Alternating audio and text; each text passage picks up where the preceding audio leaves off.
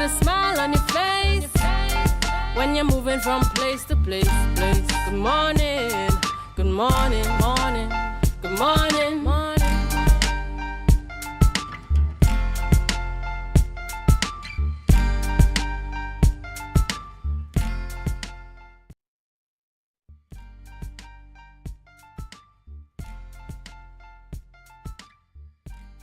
Good morning and welcome to the morning show here on Tobago Updates Television. It is Friday, 8th November 2024, and we're coming to you live from the Port Mall here in Scarborough, Tobago. I am Adana Kumbi, and this is the day that the Lord has made, and we will rejoice and be glad in it. Yes, it is Friday, and we're heading into the weekend, and I'm sure you have a lot of wonderful things lined up for this weekend. And I do hope that whatever you plan to do, that you have a wonderful time, you create memories, and most importantly, you stay safe. For those of you who are viewing us far and wide, whether you're right here in Tobago, in Trinidad, the Caribbean region, the United States of America, Canada, Australia, Europe, Africa, wherever you are this morning, we say thank you so much for choosing us and making us your number one choice for morning show here in Tobago. We have a beautiful show lined up for you. As you know, it's Friday, so we're going to keep things light this morning, and we hope that you could stay with us throughout the programming. But before we get into all the conversations, we head on over to the news in 90 seconds. Thank you, Adana. Here is your news in 90 seconds for Friday, November 8, 2024. The A&R Robinson International Airport expansion is progressing faster than expected, with the new terminal potentially ready early in the first quarter of 2025. Managed by the National Infrastructure Development Company Limited and built by China Railway Construction, the project is nearing completion, with the main building about 95% finished. NIDCO Chairman Herbert George noted steady weekly progress, though he has not specified a completion date. However, the project is on a budget at around $1.2 billion, including $870 million for the new terminal, $36 million for the existing facility upgrades, and $300 million for the land acquisition. Up next, economist Dr. Marlene Axe predicts a mixed impact on Trinidad and Tobago's economy under Donald Trump's presidency. Positive effects could include boost revenues from tourism and remittance if Trump strengthens the U.S. economy. However, potential downsides include increased prices due to tariff on Chinese export, decreased remittance if illegal Caribbean immigrants are deported, reduced international climate funding due to Trump's skepticism, and lower energy export price if U.S. shale production expands. Ads noted that the impact of TNT's energy sector as increased U.S. shale production could depress oil prices, affecting TNT as an energy producer. And that was your news in 90 seconds. Thank you, Biana, for our news there in 90 seconds. You know, Biana, it's Friday. We're heading into the weekend. And of course, there are lots of things lined up. Yes. You know, usually we take the weekend either to relax, to go out, have a good time with our family and friends. What kind of things do you have on your agenda for this weekend? As I said earlier in the week, it's nearing Christmas, so it's a cleaning weekend for me. Look at you, look at you.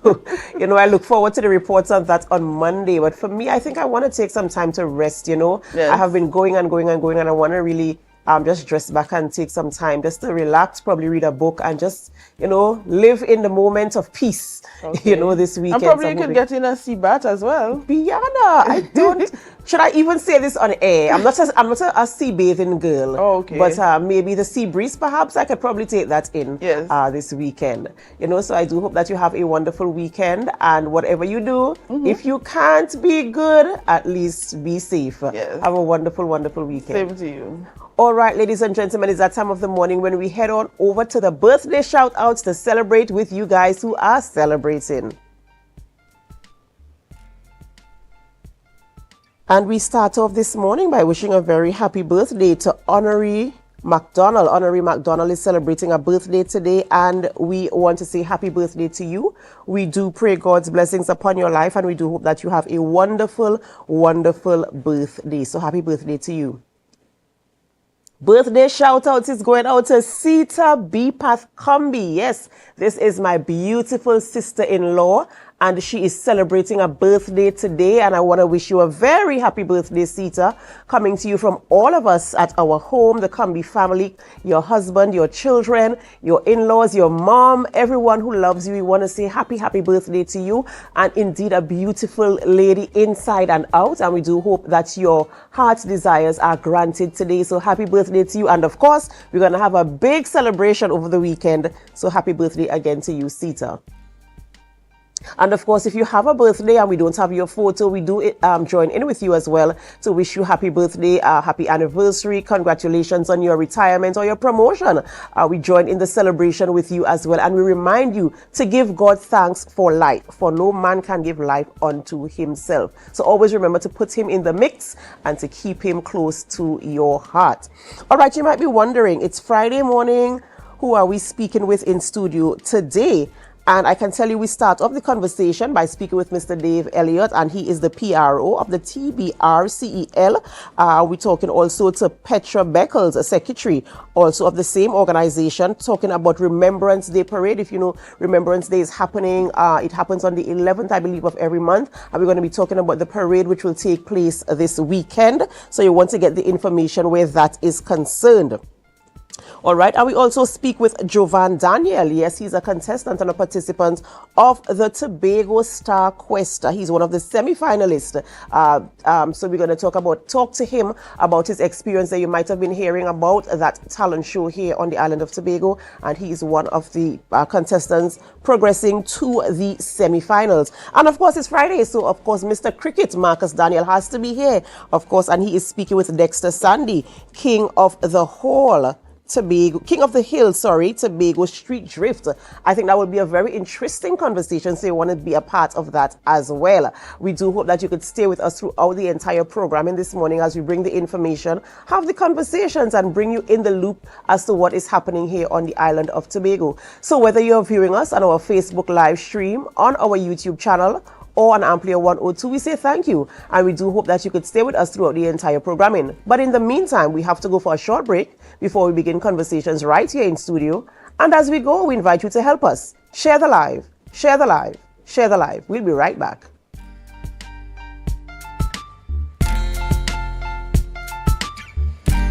Standards Black Friday deal starts now with 35% off select television, 30% off select appliances, 25% off Christmas decor, 15% off select divans, 20% off select furniture, and you can shop in store and online. Standards Black Friday deal. Nobody beats us on price. Believe it. Get ready for Tobago Star Quest Next Level 2024. Join us for an unforgettable night of talent and excitement as Tobago Star Quest, in collaboration with Tobago Updates, presents the first semi-final on Thursday, November 14th, 2024, and the second semi-final on November 28th, 2024 at 7 p.m. at the Shore Park Complex. Celebrate the incredible talent from across Tobago's communities and witness a showcase like no other. Admission is just $50. Don't miss your chance to support the stars of tomorrow. See you there.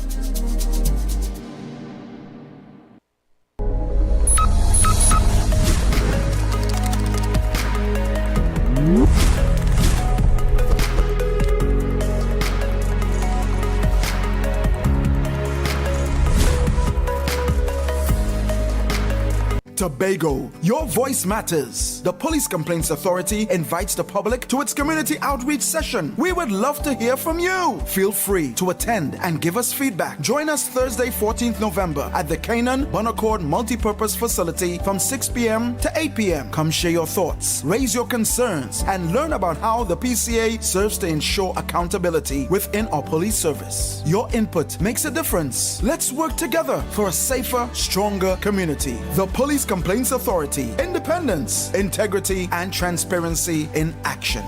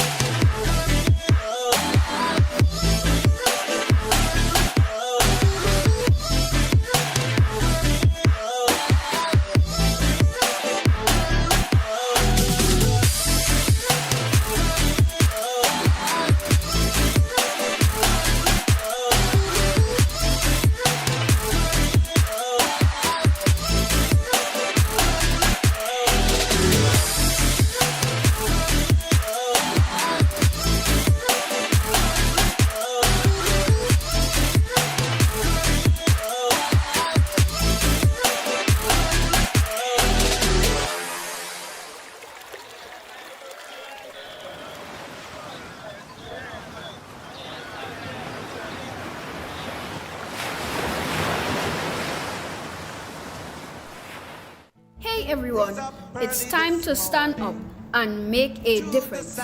This year, we're coming together for the war against crime. Bright and early at 5:30 a.m. on November 15th, we will be walking through the village of Golden Lane. And guess what? After our walk, there will be a delicious breakfast waiting just for you. And that's not all. Get ready for an aerobics burnout session where we'll be moving, grooving, and having fun. Let's show that we care about our community. When we work together, we're sending a message. We want to live in a safe, happy place, free from crime. So grab your sneakers, tell your friends, and get ready to be a part of something big. Remember, it's not just a walk, it's a way to show we all have the power to help make our world better. See you there!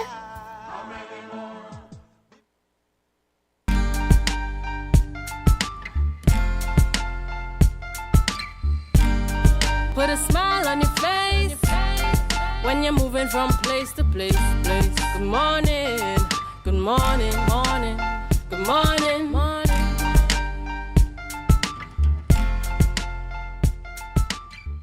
Welcome back to the morning show here on Tobago Updates Television, and thank you so much for staying with us.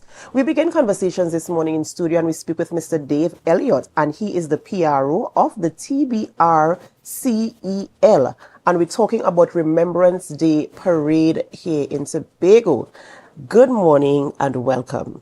Good morning, and thank you for being here. I think TB, that acronym that you've mentioned, it stands for the Tobago branch of the Royal Ex-Services League. Right, so I was going to get to that because I wanted to ensure that persons know what the TBRCEL stands for and what the organization is responsible for. So we could start with that before we head on into the Remembrance Day activities. So, well, the organization was started by Mr. Edwin George a while back. I think it started because of the need to honor and pay attention to, give homage, some people say, to the veterans, those persons that would have served during World Wars, well, 1 and 2, but more likely 2. People from World War I would have died long ago, died in 1918. You know, the World War II was in 1939 to 1945, I think it was, right? So it was started then to pay homage to these persons because, you know, soldiers, not only soldiers, but those who would have served, like we said. People served, horses served, dogs also served, to everybody who would have served during that period. So we are commonly known as the Veterans Association here in Tobago. Right, and how active is the association? Because I know we're preparing for Remembrance Day, but you know, sometimes we take a lot of things for granted. You're talking about persons who fought, and I didn't just get up and decide, I'm going to fight. There was a reason, there was a cause, and they came forward for the cause to fight. And so, of course, we're giving them their flowers. Some of them have passed on, some of them are still around, I believe. Some of them still around? In Tobago right now, we have one person remaining. One person that we know of, yes. Right, absolutely. You know, so in terms of throughout the year, how active is the organization in terms of ensuring that, one, awareness is there for the general public, and also for, you know, lending that support for the one remaining veteran and probably the family members and the persons, the community around that person? Yes, that is correct. We have been, this past year, we have been very active. We also partner with, from time to time, with the association in Trinidad. We have exchanges. We go down, visit them. They came to visit us. This year we had just under 70 persons from Canada. They visited us on one of the cruise ships. We did an island tour. They visited our cenotaph here in Scarborough. So we have been doing stuff with them. And we also our membership drive continues throughout the year as well. We have regular meetings with members, and most of the members presently are family members, whether it's children. We have one wife of an ex-soldier, and grandchildren, and persons who will generally up for the cause and realize what the league is all about. And like you said, why? Persons would have gone to fight or would have participated in the war around that time, because in some cases, some people wanted to, they felt the need to be a part of it. And at that time, in Trinidad and Tobago was still under British rule, and persons were encouraged, and some people went. We have the father of our current president. He went to Egypt. He served in Egypt. We have some persons served in Trinidad. Some went to Guyana and Trinidad. So persons did contribute towards the war effort here in Trinidad and Tobago as well. And some of the youngins, the generations after us, that is, not aware of the things that build communities and build societies and the shoulders that we stand on to kind of enjoy what we enjoy here. And I think it is very important, as you're doing a membership drive, to get younger people involved, get them in the know, provide the education for them so that they're in a place where they can make sensible decisions. Because you're seeing how society is these days. You see the measure of influence. So I'm hoping that the drive will attract the type of people that we want, not just primarily, yes, for this cause, but also to widen the way they think, the way they see things, the way they approach situations based on the society that we're living in. So I'm hoping that that can happen. Well, it does, huh? When you see the puppy that we actually wear, and that is the stimulus for most of that. When we go to the schools, we have a puppy drive. Incidentally, the Memorial Day, or what we call our Mistress Day, or Remembrance Day, is held in early November. So you find that in October, on the build-up towards November, we have the drive. And persons ask, why you wear the puppy? What is the puppy about? And that is where our entire conversation begins. Why we wear it, what it means, what it stands for. And that is where we're able to let persons know, hey, just like you said, the freedoms we have today is because persons would have served, persons would have gone and protected our rights and protected our freedoms. So now we're able to walk down the road singing we hand, with a beer in we hand, doing what we want, do it how we want it. And at one time, Trinidad and Tobago was deemed the most happiest island in the world, or the Caribbean, something like that. So, and this would have been because of the freedoms that we enjoy, and that would have been brought upon because of persons going and defending our freedoms. So this is what we actually help to by wearing the puppy. It is in remembrance of those who would have served. And on the topic of the puppy, why the puppy? How did they come to, we're going to use a puppy? Well, during World War I, on one of the fields, it's called Flanders Field. Back in the day, it wasn't no set of tanks and bombs and things. It was more hand-to-hand kind of combat. And, after, let's say, a couple hundred people would have marched through a field, right? And there was some battle took place there, and it's called Flanders Field. And persons would have died and that kind of thing in the area. And a few days after, the entire area, rain fell, and the entire area, poppies just grew. And there was this one particular doctor, he just found it remarkable, and I think that poppy was used up to today. Poppies used in various formats. Some of the paper poppy, the metal ones, the plastic ones, but as a symbol in remembrance of those who would have, they died, they served. And we don't say those would have died, because some people served, some people still alive, some people serve in different formats. So we say those who would have served during that time. So that is the reason we wear the poppy. Wow, it really is good to put context to things so that you know what you're participating in. And so we're talking about Remembrance Day today. Let's talk about the parade and what to expect in terms of the route, where people can line up to see what is happening, where we can cheer the persons participating in the parade on and stuff like that. So let's talk about the actual day for the parade.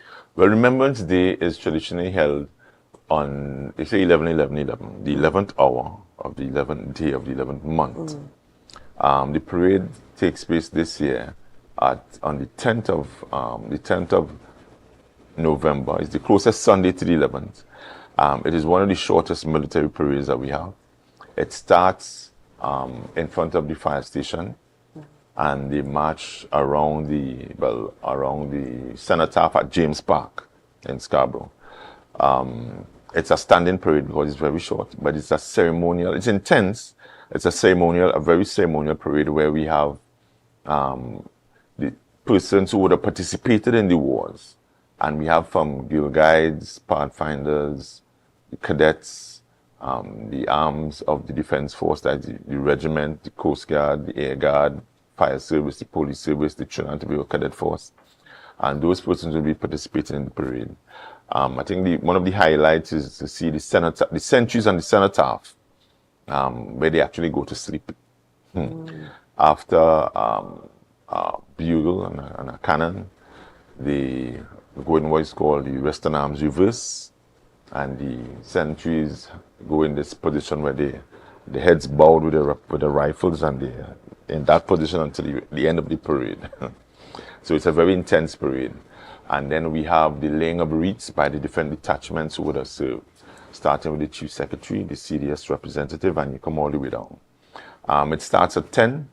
The area that will be cordoned off will be the, let's say, Burnett Street. The Burnett Street Gardenside car park will not be able to be used. That's where the munitions will be, the explosions will be taking place. And there's private parking, but restricted parking in Republic Bank car park. Okay. So pretty much, generally, most of Uptown will be kind of cordoned off. After the parade passes by, there may be access to Main Street, where you might be able to go. But before the parade, because the parade comes across that street, there would be limited access. But after the parade starts, then the parade, traffic might be able to continue to pass until afterwards again. So basically, Uptown on Sunday morning will be touch and go. And you know, you're talking there about the parade and the intensity of the parade, and I'm sitting here and I'm feeling the intensity of it. And I can feel emotions rising from you as you were talking there. And you almost got something out of me there, you know. Well, I could speak that because I too was a sentry on the cenotaph. And it's where it's what we do what's called ceremonial drill.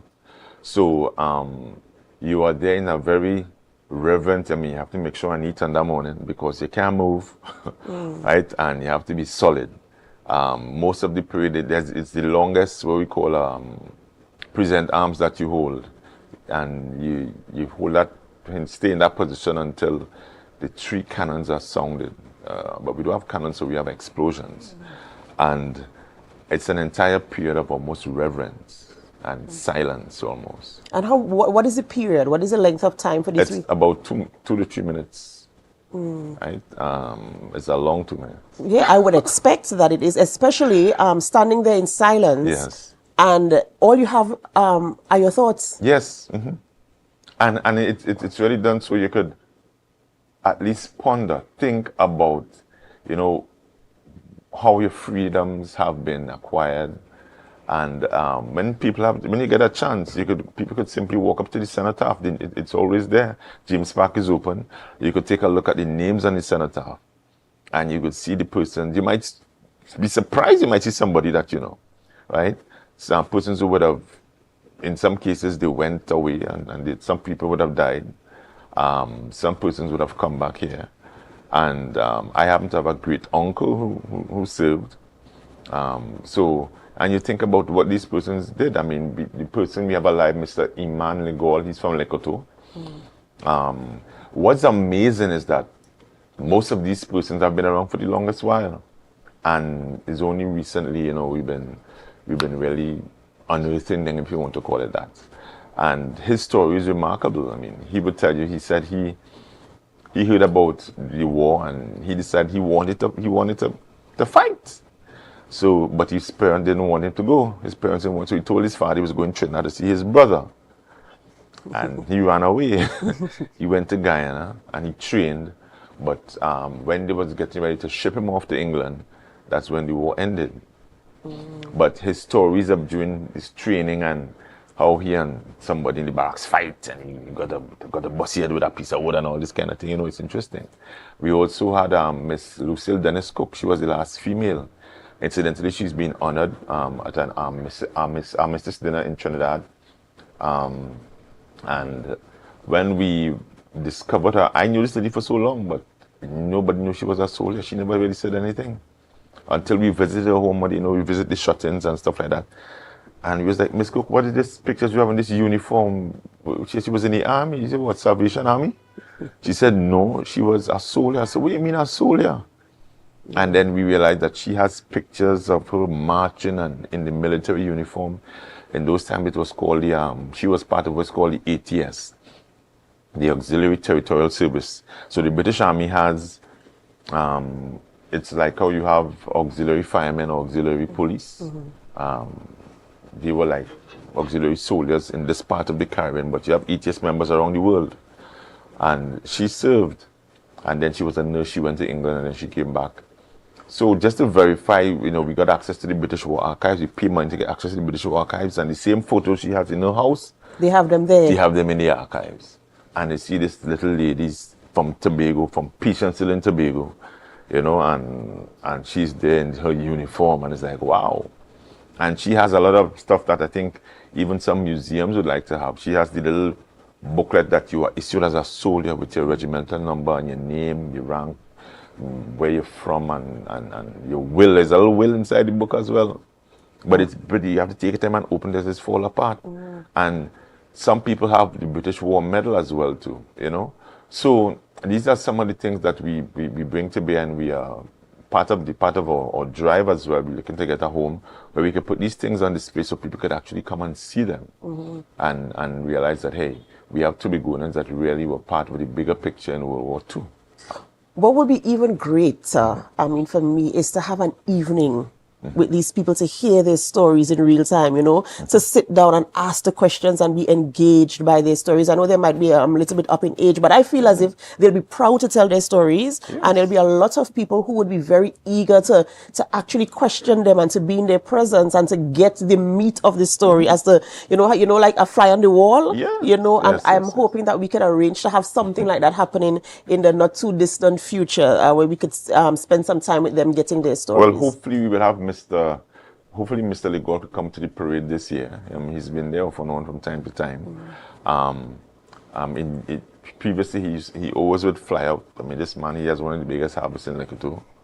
And you see this man dance, but hopefully you'll be here this year, that you'll be able to, maybe set up an interview or meeting, something that you could record so that you could actually show to younger persons about the contribution to your country. It's not about me. You're going to do this for your country. Even recently in the war in Ukraine, I know people came back home to fight.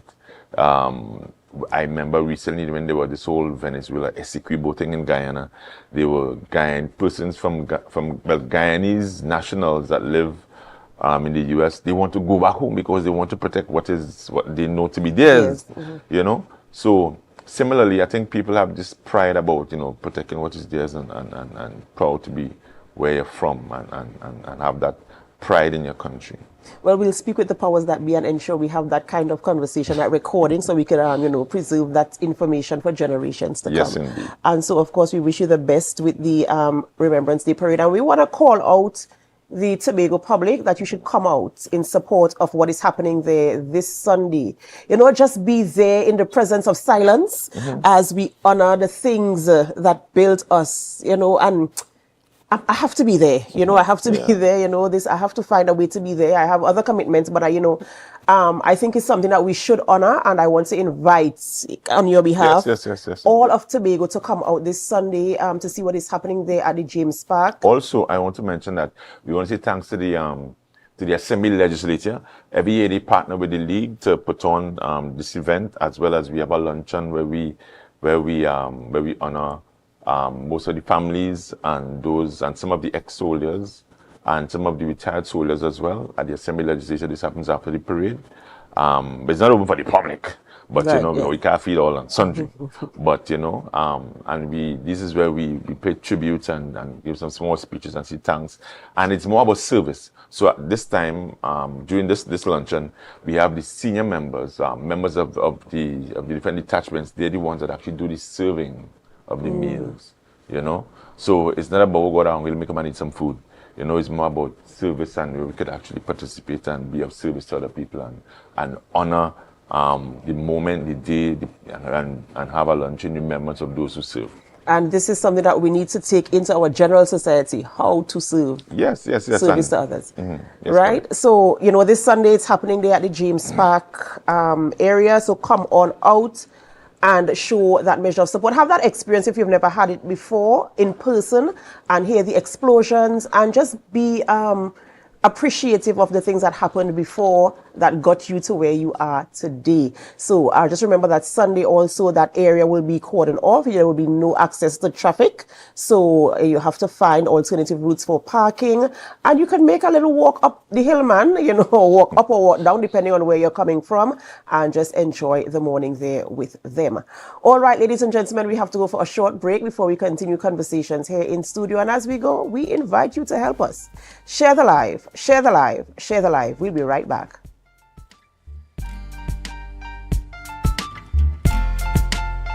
Attention members, now is your chance to double or even triple your dividend payment with no increase in your existing loan payment. Don't miss out on this incredible opportunity to boost your dividends effectively. Whether you're planning a vacation or simply looking to maximize your savings, we've got you covered. Call us today at 639-8226 or 631-1336. Message us on Facebook for more information. Hurry, this offer won't last long. Bethel Credit Union, because we see you at BCU. Black Friday starts now at Quartz. Get new and amazing deals every week with the lowest prices on the hottest electronics, top-of-the-line appliances, and stylish furniture. No need to waste your time shopping around. Plus, you can shop now and pay us in February 2025. Black Friday starts now. Don't miss out. Quartz, bringing value home.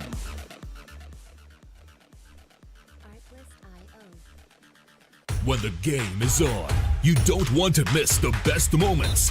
With Amplia TV, you can enjoy our ultimate sports package and watch your favorite games on the go. Stay connected and informed with sports news, scores, and stats with Amplia's fastest internet speeds. Up to 1 gigabyte fiber internet, you can stream riveting football action, cricket, NBA games, and much more. With Amplia, it's game on. Visit amplia.co.tt or call 800-4663. Amplia. Do more, live more.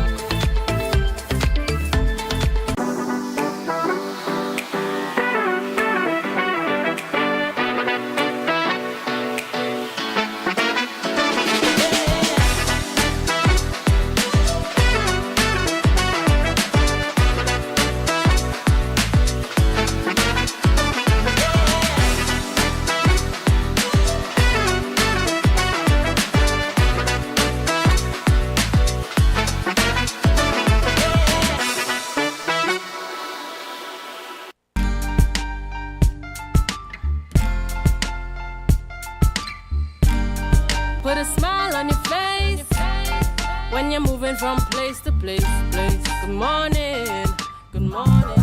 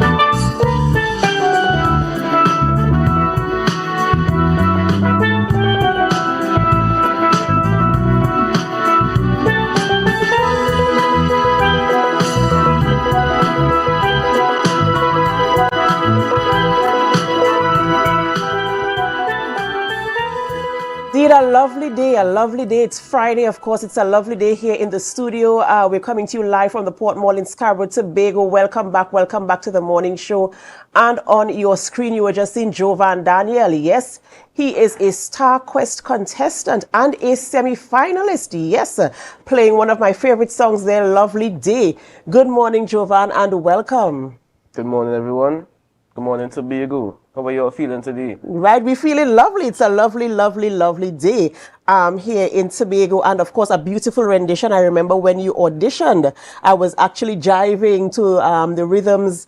And I felt as if you were showing off a little bit because you have the little talent there, you know, so you did your thing there on stage. I want to ask you, how did you hear about Star Quest first and foremost?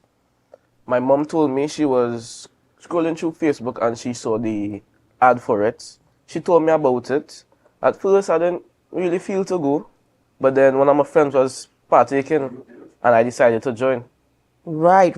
And in terms of playing the steel pan, how long have you been playing these instruments? I have been playing since I was 5 years old, so it's been a long journey to get where I am right now. And I could see that playing since you're 5 because you're very comfortable on the instruments, you know, kind of freestyling and enjoying yourself. And I know sometimes with competitions like this, there's nerves. Was there any nerves at all when you were performing there? Was not when I was performing, but before, when I was sitting on the side, I was feeling quite scared. But when I was performing, all the nerves just disappeared. And I played to the best of my ability. Right. And what led to your song choice for the audition? Well, it was rather easy choosing a song, actually. This one, Lovely Day, is one of my favorite songs. Alright, so I chose this song. And it was such a nice and easy performance. I was like, it was lovely. Right, absolutely. And now you are a semi-finalist. Semi-finals taking place, I think the first semi-finals is next week, Thursday. And you are on that cast as well. How confident and comfortable are you for your performance for next week, Thursday? Really confident, 100%. I believe I can do it. I know I can do it and make it to the finals. My aim is to play the best of my ability and make it top in the finals. That's an amazing goal to achieve. And you know, in terms of preparation for the show or for any performance, what is your preparation routine like to get you ready and hyped, you know, to where you are now? I'm confident. What do you tell yourself? What are your hours of practice and balancing with school and all your other responsibilities? Well, for me personally, balancing with school is not really that hard. Well, I have a lot of co-curricular activities. Practice time for me, I don't practice every day. Once, about 2 times a week I try to practice. And yeah, so when I'm practicing for about 2 hours, make sure I have it good and be satisfied. Right. And in terms of your community, your support system, what is that like in terms of cheering you on and giving you the advice and the support and allowing you to, you know, express yourself on the instruments? I get quite a lot of support around me. My loved ones, they support me 100%. Me, myself, I try to push myself towards a point where I could be the best I can be in my instrument. Playing my instrument. All right. And is there any person that you look up to, any other artists that you look up to, that you get inspiration from, that you want to be like or be better than or to be in a competition with or perhaps play side by side with? Yes, Keishon and Julian, actually. He's my idol. Quite good friend of mine, too. I really look up to him. I wish to be like him, but better in terms of his level. He's a really great player. I really look up to him. Right. And have you ever been able to play with him? You know, you said he's your friend. Have you been able to play with him? Well, we play in the same steel band. He's the arranger for the band, so yes, I have played with him. All right. And what are you looking forward to the most for the competition? I'm looking for recognition of my talent. That is my biggest aim for this competition. To show Tobago and the world that I, Jovan Daniel, can play pan, and I am good at it. You know, I like the confidence and the fact that you're reaffirming yourself and you're talking to yourself, and sometimes you have to be your own hype man, right? So I appreciate that you are doing this. And in terms of young persons coming out to do something that you have done, because a lot of people are shy, they take the back seat because they're thinking somebody might be looking at me, I might not be my best. And this Tobago Star Quest provided a platform for persons with a talent who are not sure how good they sing or how good they look. And so what are you going to tell a young person who is uncertain? However, there is a stage, there's a platform for them to come forward and express themselves. There's a lot of talent in Tobago in terms of youth. You shouldn't be scared to show your talent, right? I know you might be a little nervous, but that's okay. Nervousness is normal. Just go, do your thing, show off a little bit. Don't be scared at all. Confidence is key. And, you know, I wish there was a steel pan on set this morning for you to give us a little 2 notes there, you know, of the your skills and your talents. And we want to wish you the very best. But before you go, I just want to encourage persons to come out to the Star Quest semi-finals. There are a lot of young people there, as Jovan mentioned, bringing their talent. It is not the easiest thing to take a stage in front of hundreds and possibly thousands of people to speak, to sing, to dance, to perform, to play a musical instrument. And so there are 19 of them. 19 of you guys coming out this Thursday, next week Thursday, yes. You know, and I just want to give mention to some of them this morning. Creed Black, Celeste Hamlet, Jovan Daniel, Janelle Winchester Moore, Khadijah O'Connor, Shania Joseph, Jeremy Stewart, Marissa Ward Rubley, Sophia LeBon Downs, Raynel Rupnarine, Mawasi Cummings, Dancing Divas, Rolda John, Tinashe Greenwich, Darren Summers, Malik Laptis, Dynamic 3, and Jada George. That is the posse, that's the crew. Come next week, Thursday, right? They will be taking the stage with you. I think it's at the Shaw Park Complex from 7 p.m. next week, Thursday. And I believe you're pumped and hyped and ready to go. And it's going to be a live show, yes. Right? And so I want you to bring your best, bring that same confidence you have with you now. Gather your crew. Bring your whole support system to come and cheer you on. Who is actually coming with you on that night? I'm not sure. My mom, my dad, and some friends to support me. Yes, make sure you get your entire class. Let them come out and support you. Your community, your village, where you're from. Bring the people out to support you. Tobago Star Quest really has provided a platform for persons to even try, if you're not certain to even try. So come on out and lend the support to all the contestants, and 19 of them this Thursday, and show them that measure of support. I mean, all of them will not make it to the finals, but they have an opportunity, and all we want is a few shouts. Yeah, you did well. Woohoo! That measure of encouragement to propel them to the next stage. So, Jovan, I want to wish you the very, very best as you take the stage next week, Thursday. And I do hope that you bring your A game. In fact, I believe that you will, because based on the performance at the Scarborough Library that I saw when you participated in the preliminaries, I know that you did your thing. And you have the confidence. So all the best to you. And I hope to see you again very soon. Ladies and gentlemen, Star Quest is taking place next Thursday at the Shaw Park Complex, 7 p.m. The entrance fee is only $50. And as we mentioned, 19 contestants will be there at the very first semifinals. There are 2 semifinals and then 1 finals taking place in December.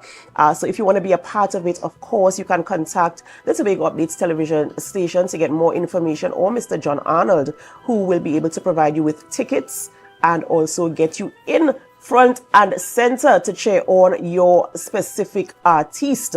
Yes, they are artists, and we're giving them that opportunity to display their skills and talents there on the Star Quest stage. So we do hope to see all of you there supporting all of them for Tobago Star Quest. We have to go for a short break before we continue conversations in studio. When we come back, Mr. Cricket, he is already in studio. Marcus Daniel is here, and he'll be taking you through the rest of the show this morning. So don't go anywhere. You want to get the information as he brings that conversation to you wherever you are this morning. But in the meantime, we got to go for a break. And as we go, we invite you to help us. Share the live, share the live, share the live. We'll be right back.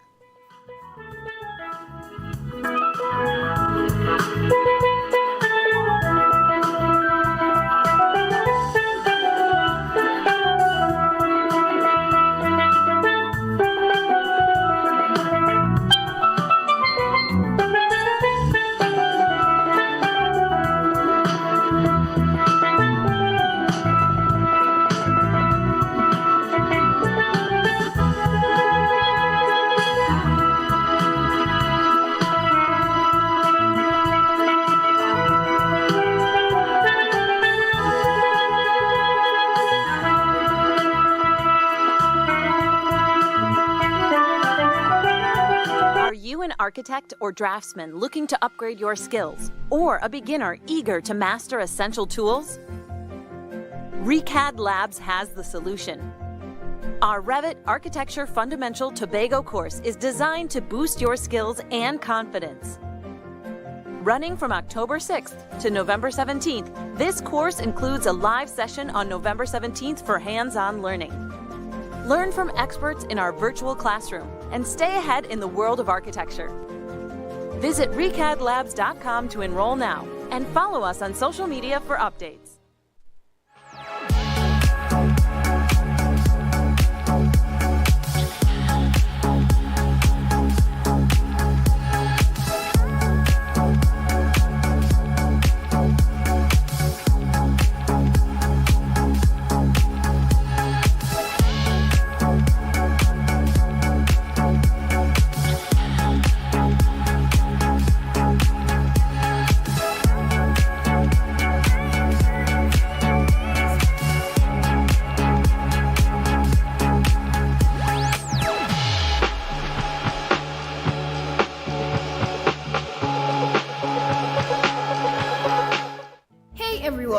It's time to stand up and make a difference. This year, we're coming together for the walk against crime. Bright and early at 5:30 a.m. on November 15th, we will be walking through the village of Golden Lane. And guess what? After our walk, there will be a delicious breakfast waiting just for you. And that's not all. Get ready for an aerobics burnout session where we'll be moving, grooving, and having fun. Let's show that we care about our community. When we walk together, we're sending a message. We want to live in a safe, happy place, free from crime. So grab your sneakers, tell your friends, and get ready to be a part of something big. Remember, it's not just a walk, it's a way to show we all have the power to help make our world better. See you there! Standards Black Friday deal starts now with 35% off select television, 30% off select appliances, 25% off Christmas decor, 15% off select divans, 20% off select furniture, and you can shop in store and online. Standards Black Friday deal. Nobody beats us on price. Believe it.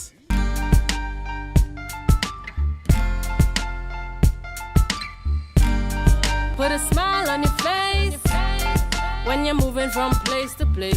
Good morning, good morning, morning, good morning. On November 16th, come experience the first ever Eagle Street Drift competition. This is not just a race, it's a heart-pounding spectacle of precision and raw power. Don't blink, you won't want to miss a second as engines roar and tires smoke through the Belmont road hills in the most electrifying debut of the year.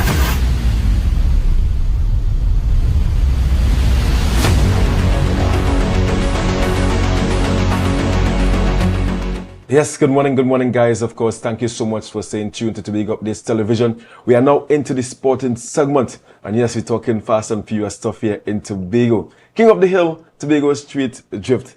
You all forgot the legal street drift. Yeah, legal street drift. And in studio with me right now, I'm talking to the head of the Tobago Motor Racing Association, Mr. Dexter Sandy. And also, I'm seeing race manager, competition director, Tobago Motorsport Association, Mr. Randall Thomas. We aren't talking carnival this morning. We're talking something totally different, something that you are very excited about and something that you have been doing here in the Tobago space. Right, so we're talking King of the Hill. Looks very, very attractive there. What we had last time, we had the hill climb. The hill climb. This time you're drifting up the hill. Correct. So let's get right into it. I mean, tell Tobago exactly what this King of the Hill is all about. All right. So the King of the Hill is basically a street legal, and I say street legal. I stress on the word legal. Yes. You have a police here too. Drift competition. Yeah. It's the first of its kind, being held in Trinidad and Tobago. So this is the first year of this event? Correct. So, so it was hill climbing you had last time. So you're still playing on the term hill. Yes. Okay. So we utilize the hill for various disciplines when it comes to motorsport. The Hill Climb Festival would have been mainly rally cars that would have climbed the 3 kilometers based on time. What we have here for November the 16th is King of the Hill. It's actually the drift cars drifting a portion of the hill. So they're not drifting 3 kilometers, right? It's a shorter version of the hill, but it's the first time ever that we are actually having a drift event on the streets. All right. So, what's the challenge there in drifting up the hill? Yeah, the skill of the driver, the technique. It's still similar to what is being done on the flat, but navigating around corners is a difference. Now going up an incline. It's a difference. Okay, so you guys have seen this elsewhere and you decided to bring it into Tobago. What was the idea behind having this one in Tobago? Well, let Thomas come inside there, the police. Because of the situation with space, as you know here. Yeah. Well, Marcus, you are avid cricketer. Yes. And because we have to share the space that we have, right, we are sort of limited to one resource, which is the stadium, which we have to also share with cricket like yourself. Yeah, well, let's beg police.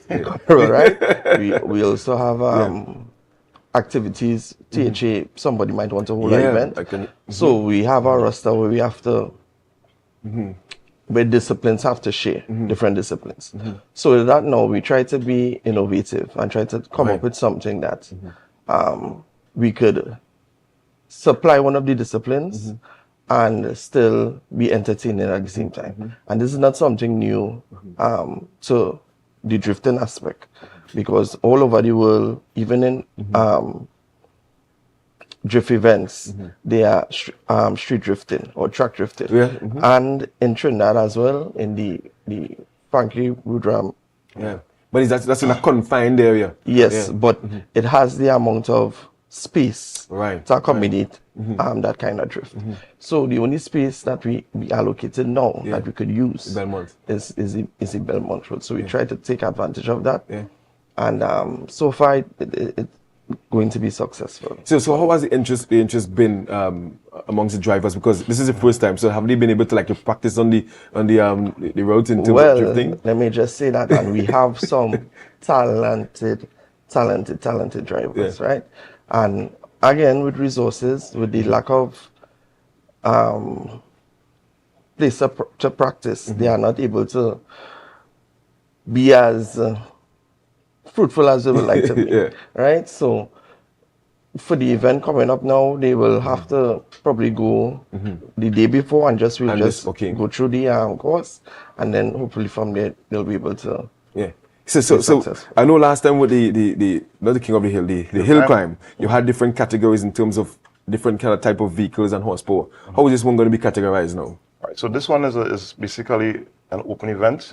All cars are in the same category. We didn't want to classify them just yet, as it's the first time event. We're aiming to have 15 competitors at minimum, and we have the interest so far with 15 competitors. So we're going to set up a nice pit area. The drivers will come in, set up their cars, change out their tires, and competition will begin. The event is from 11 a.m. to 6 p.m. So within the first hour, they will get to actually run the course, a couple of test drives, and then we start the official competition. So if someone is viewing this interview now and they want to register, can they do that now? Yes. Registration is open. They can contact the numbers on the TMA page, on Instagram and Facebook, and from there you can register your vehicle to compete. And what would you need to register in terms of you have to pay a fee, and what kind of vehicles are you actually looking for? Right, well, the fee is $600 fee per entry. The vehicle has to be drift ready, so it has to be a rear wheel drive. So break that down for me, that rear wheel drive thing they say. Break that down for me. Right, so we have 3 main categories of vehicles: front wheel drive, all wheel drive, and rear wheel drive. The rear wheel drive vehicles are the ones that are more likely to do drift. You can do drift with a 4-wheel drive car, but rear-wheel drive is the preferred. Okay. So men with the all-wheel drive, those are the skillful ones, or what? To drift an all-wheel drive car is very difficult. It's very difficult. Very difficult. Yeah. So I would say that most times in a drift event, you will see the rear-wheel drive cars. Yeah. So is there a particular person in Tobago or persons in Tobago that can really drift well?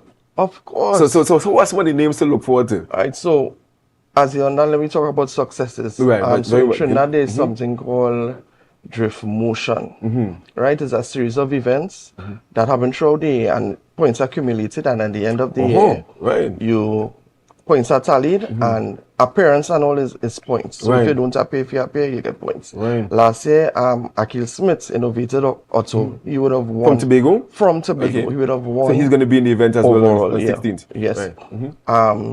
This year, Judge Stewart, Optimum Pulling. Optimum, yeah, man. Right. Yeah. He also came third this year, right? Gone and had a drift games event that was in Port of Spain. There were 3 categories: Pro 1, Pro 2, Pro 3. Pro 3 being beginner, intermediate, Pro 2, Pro 1 being advanced. And all first prizes were topped by Tobago drifters. What? Right? What? So, including our second place by Ricardo. I wonder how they get so good. Well, this is it. Not by Talk Stadium. And we are not privy, as I said, to the space to practice. Because like cricket, you will only get better if you practice. Thank you very much. Right? Yeah. My strong suit is more dexterity. I do solo dex. But drag racing dexter. So the drifters per se, they really practice. So you could only imagine if they do getting that kind of practice that they should. Once we get that space, how good they are going to be and how excellent they're going to be. Because there's a market for it as well. Of course. So because I will normally see this on TV and see men smoking up and thing. Because you are a driver, you dexterity and you drag race. So if I can just break it down for me, right? How do you drift? Right? You mash up brakes and it's spin around. What's the key to drifting? Well, the concept is being in control while out of control, basically. So it's a dance. That's the best I can put it. But it's something that you have to practice to acquire. Right? I could probably spin around. I will be able to spin around a car, spin around a cone. But actually hold the car into a drift through various corners, I may not be able to do. And that is those guys' expertise. You know? So in terms of this drifting around corners, I'm sure that safety will be of paramount importance because everybody drift off the road.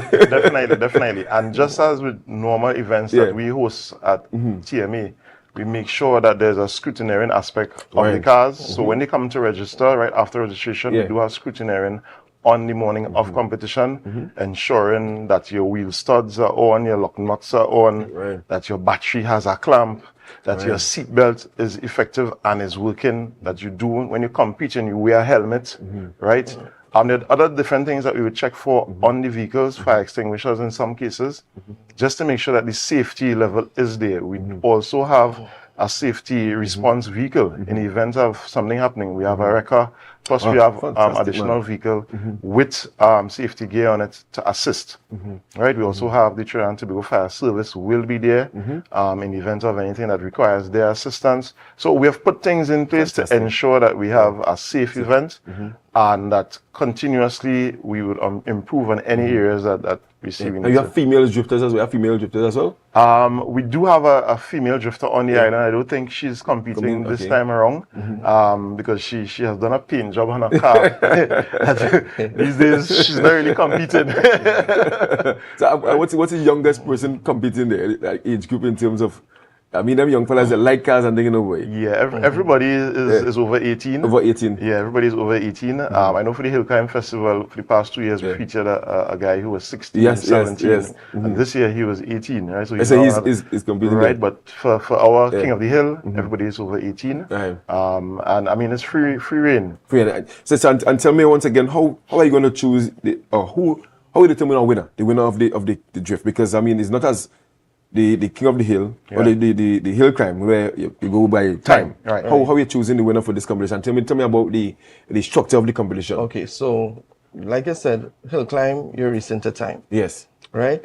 This is a tad bit different. You're racing to hit zones. Oh, so you have zones. So it have zones. So we're trying to move away from the traditional way where we usually have persons by the zone to ensure that they hit it. So we're using drone footage now. Right? So the drone will be over the vehicle while it is drifting to ensure that it is going to be in the zone. High technology thing. So how, depending on how deep you are in the zone, you'll accumulate points from that. Okay. So if you are shallow in the zone, you'll accumulate points from that. If you're deeper, the better. Once you hit all your zones, you'll accumulate your points and you'll be successful. Oh, fantastic. So are we having like a car show again, like what we had last time? We're having a display. So what we're doing the Friday evening, which is next week Friday, we do have our registration down at the Lowlands Mall. Right. The cars will meet down there. We'll also have our first drivers briefing down there. Finalize competition registration, because there are some last minuters who will show up. So we'll make sure that we do have the required amount.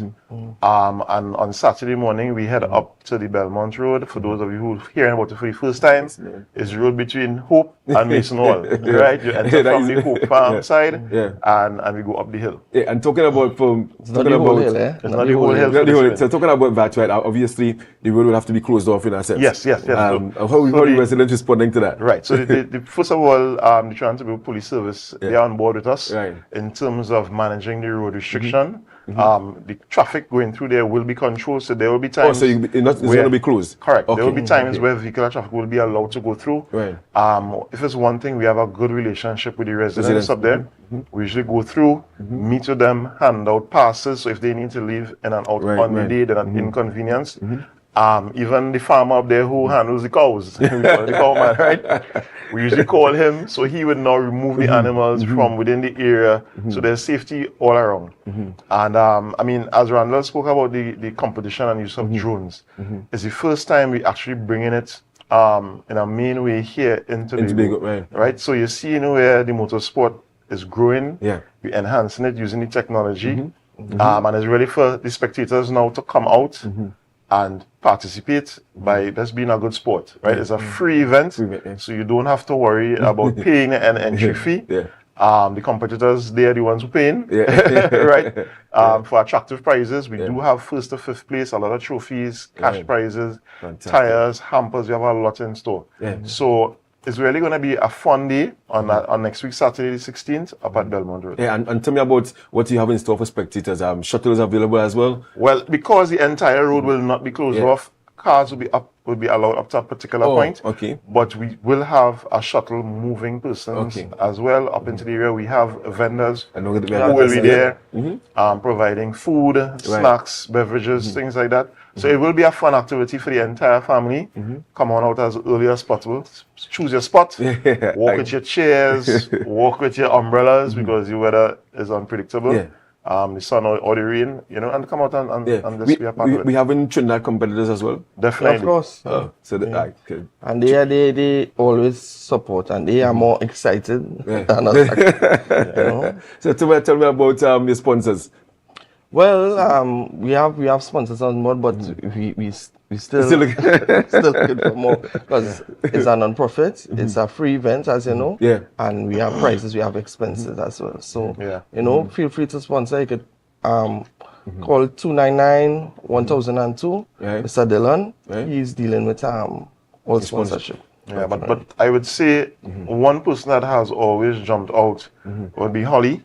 As our tire shop, from very early, Holly has always said to us, once you have an event, just let me know and I will support. So he's one sponsor for sure who has already shown his hand and is on board for the King of the Hill. So I mean, and this is going to be the final event for the Tobago Motor Race Association? Yeah, the final event for this year, for 2024. We have things already planning for 2025.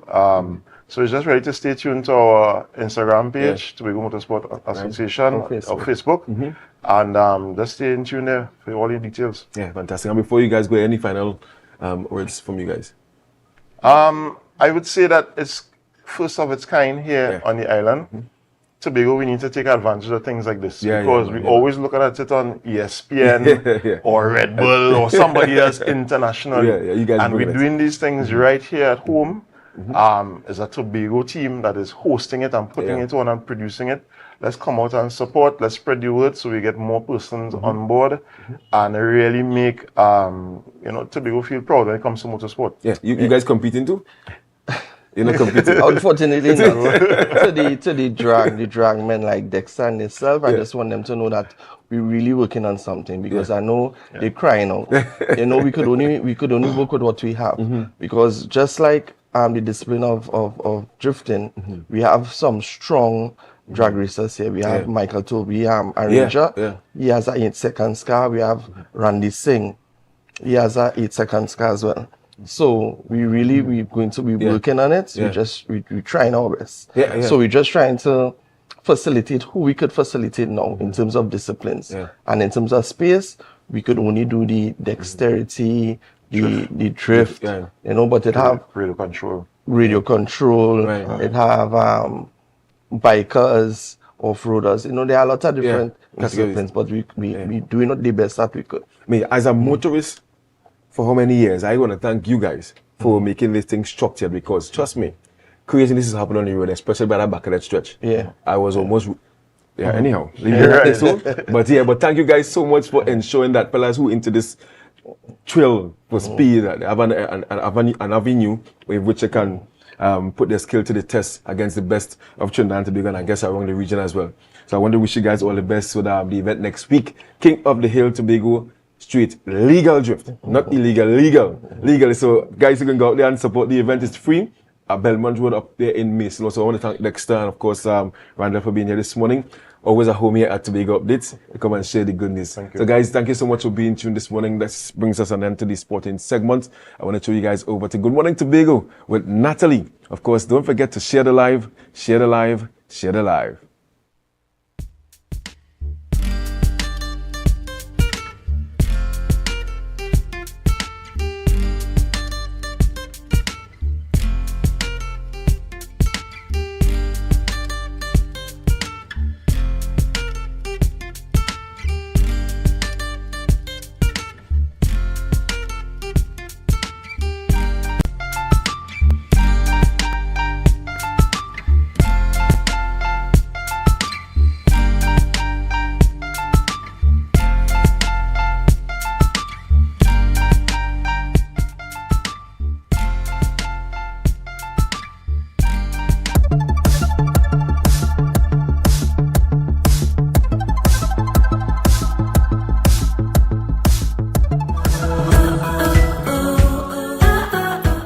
A girl, she is wise and wary of flames, but still, she knows she will survive the fire life scorches sometimes.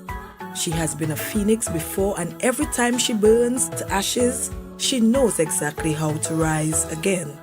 Those powerful words used describes how powerful girls can be throughout life. And recently, the world celebrated International Day of the Girl Child with the theme, Girls' Vision for the Future. And to commemorate this day, some of the island's most empowering women had the opportunity to share their stories and experiences with female students at Scarborough Roman Catholic Primary School.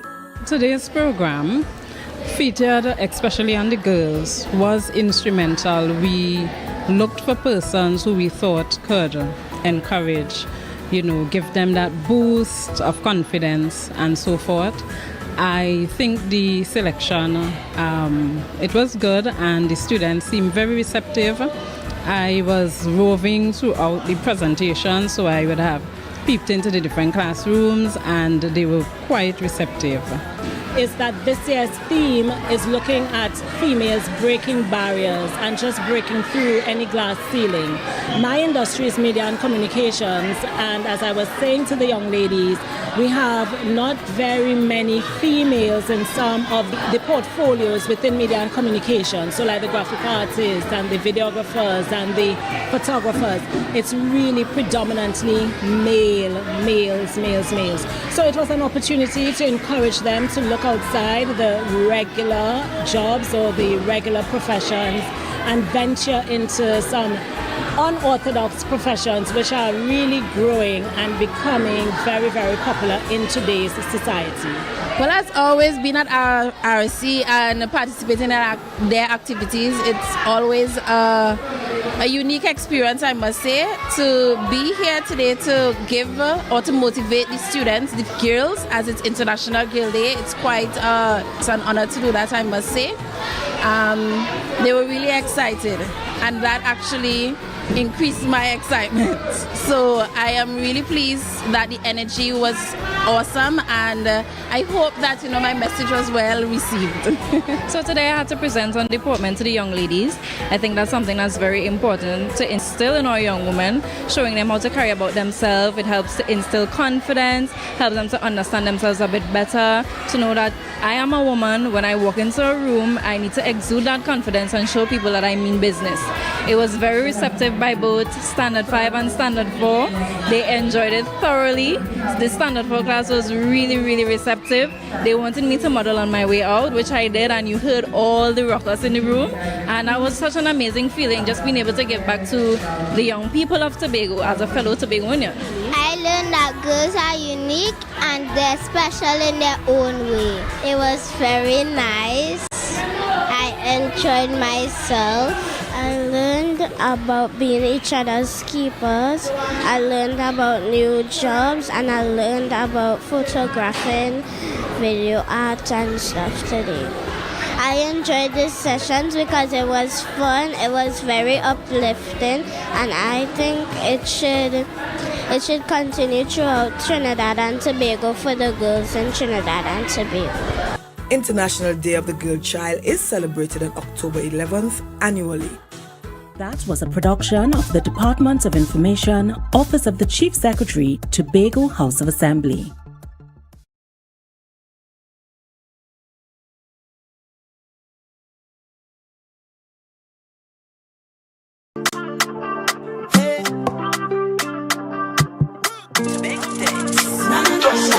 The energy filled the skies.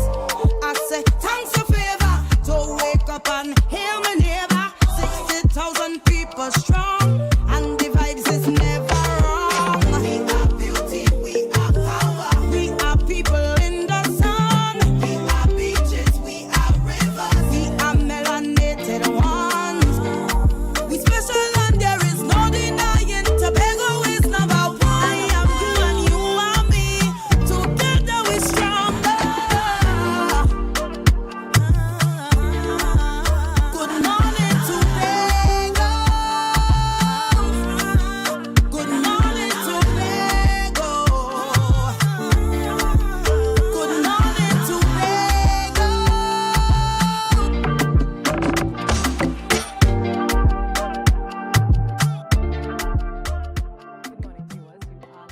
GMT This Morning. Good morning, Tobago. I'm your host, Natalie Seeley Richardson, and here is our news in 90 seconds for Friday, 8 November 2024. The A&R Robinson International Airport expansion in Tobago is progressing faster than expected, with the new terminal potentially ready early in the first quarter of 2025.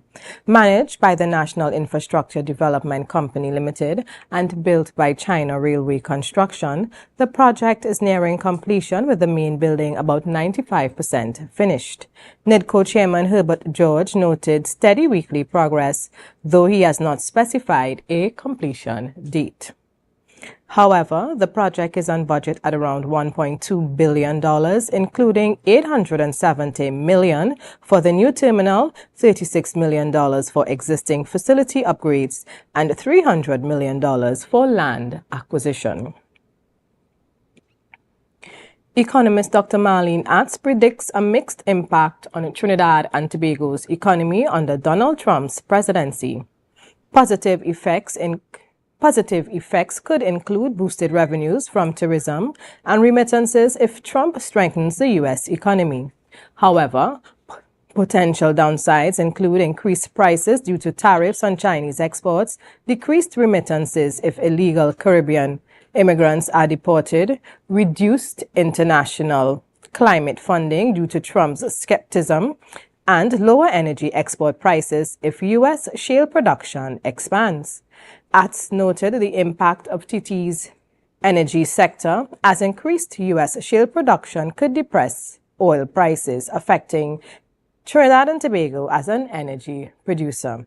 And that was your news in 90 seconds. We go straight to our first guest this morning. And of course, we are speaking to the political leader Dr. Angus, and she is going to tell us and share her views about the bill. Now, we know we have been hearing a lot of the bill for autonomy. It takes different names, sometimes different forms, and this journey started quite a long while ago. For those of you who may not know, forms of it existed even with A.N.R. Robinson, who went before him, and we are here today, 2024, and we are still at it. For those of you following the progress, of course, with this, we know that the political party UNC had one, I think, around 2013. Then we morphed into what Mr. London would have presented in 2018. And we are here with what was constructed and put together in 2023, I believe. And Dr. Angus, I must welcome you this morning. Good morning. Thank you for having me. Good morning to Tobago, Trinidad and Tobago, and whoever else we have listening with us. Right, and let me just correct myself. It is the Tobago Island Government Bill of 2021. And before we get into looking at some of maybe the differences or understand where your political party stands on this, I want us to first just look at the progress in general. As a Tobagonian, as a political leader, how do you feel about this entire process of the changes in the bill or the different forms, and to know that in 2024 we are still more or less at it? Okay. So, when I think about it, I think about my glasses. Everybody from time to time we wear glasses. Imagine wearing a glasses that is more than 40 years old. Right. Okay. You have not changed the lenses. You have not even taken it off to wipe. And so you're really looking at everything through cloudy. When you first put on those glasses, everything looked different. And 40 years later, you have on the same pair of glasses, no change, no wiping, nothing. And you are expecting that the environment that you're looking at is the same from your memory. Mm-hmm. And so you're not looking at it with new eyes, through a new pair of lenses. And I think that is what we have. And perhaps it is a blessing that we have deliberated this long and we have not had it approved yet. Mm-hmm. Because from our view, the bills are totally flawed. It truly does not give Tobago the autonomy it needs to treat with in the changing environment that now exists. Imagine, parents really don't have the time to do cooking. Let's go to the basics. Okay. Parents don't have the time to do cooking for children like how we used to do in the old days. There's really no family time sitting down to have dinner together. The children are growing up without the necessary values and principles that you would have had with extended family being around, the grandparents being around to groom the children. Right. Children are now sitting in the same room with each other, siblings, one on a phone there and talking to each other on a phone. Mm-hmm. Wife and husband in two different rooms talking to each other on phones. Mm-hmm. And so you have a disconnect with the family, and you have a further disconnect within the community where village councils have been disempowered to really see about their communities. So you're dealing with a total disconnect at that level. If you have a disconnect at that level, then you have a disconnect even at the level of governance. We are talking about emerging children without principles and values, and that's why, we've seen the kind of heinous crimes that we have in our environment today. But it's for the same reason we are seeing the level of corruption and mismanagement that we have at government levels. And so we have to take a new look at this. And a new look at this demands that for Tobago to walk side by side as within our anthem, we must be given the right to design our own legislative framework. Right. So we're looking for a Bill of Rights in the Constitution. Give us the right that we could design our legislative framework. Not what you think down there, or you think what the people want. You design it, we come back, so we have to beg you again to go and redesign. Right. So is it, let us do our redesign. Is it that no consultation took place then with this current bill? Because you're saying that they designed it. What input did the people of Tobago, the leaders of Tobago have in this current bill? What the leaders of Tobago had that went down to Trinidad is not what is there now. Right. What went down in 2018 or what was, let's go prior to that. Right. What was signed off by the people of Tobago is not what is there now. Okay. Okay? So, but further looking through new eyes, new lenses, you have give us a bill of rights so that we can decide what we want to do in our legislative framework. How we want to govern our resources and the financial autonomy so we can seek the additional resources that we need. But this is additionally, we are asking for a Bill of Rights for the communities, where you're now giving communities rights through maybe the village councils to take care of their own, to see of their, to deal with the social issues closer to the level of the ground. And that is where we will see an impact on the society and the road that we are currently walking. But in order to safeguard all of this, we must have a redesign at the level of government. Okay.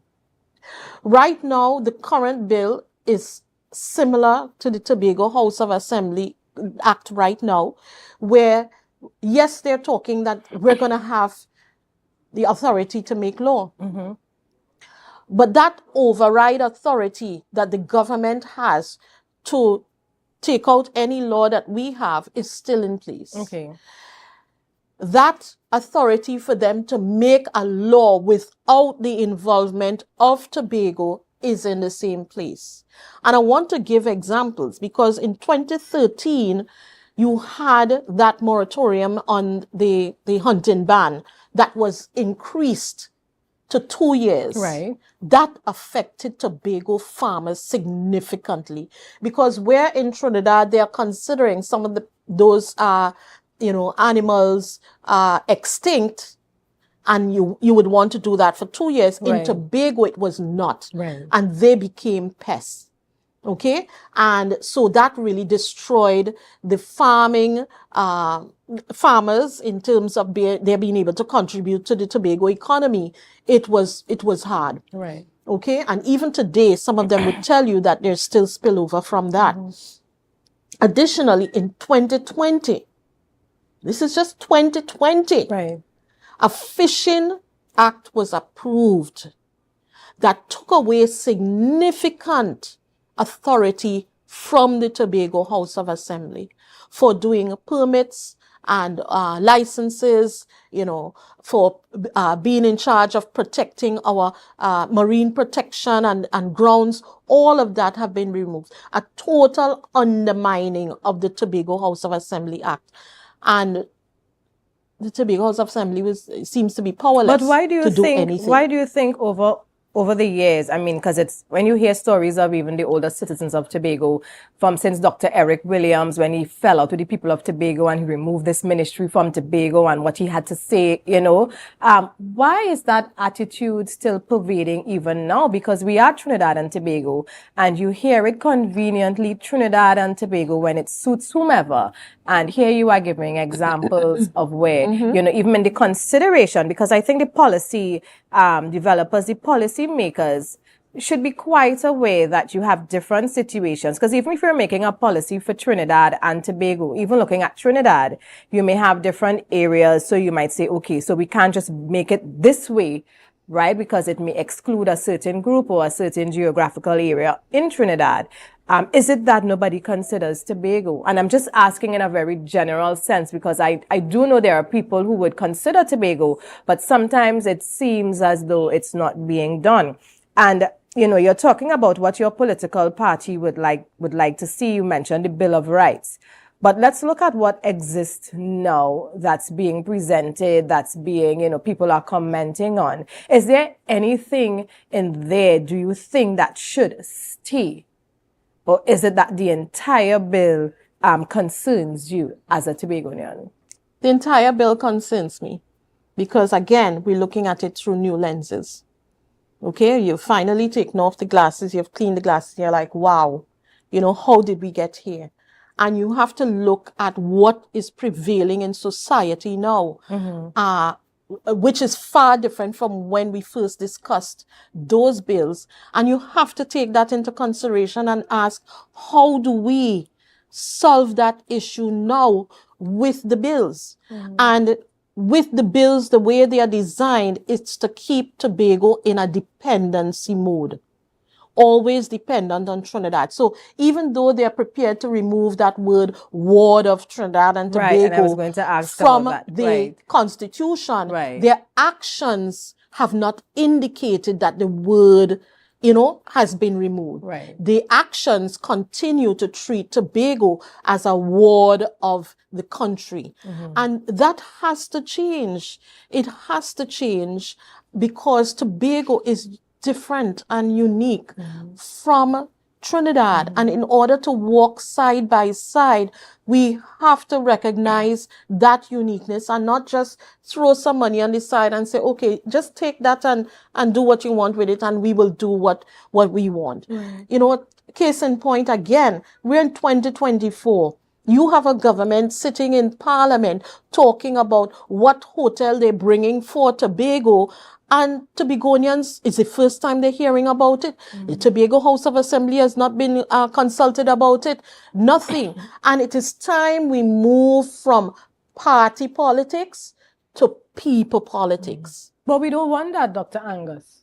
To move to people politics? Yeah, we don't want it. Well, we have to get there if we are to progress. Because if you look at the progress of the country, even though with all of this oil and gas, our economic growth as compared to other islands, it's and when I say we, I'm also talking about those in power, because it wouldn't suit their purpose. Correct. And that is why the people have to now get up and demand that you want people politics and not party politics.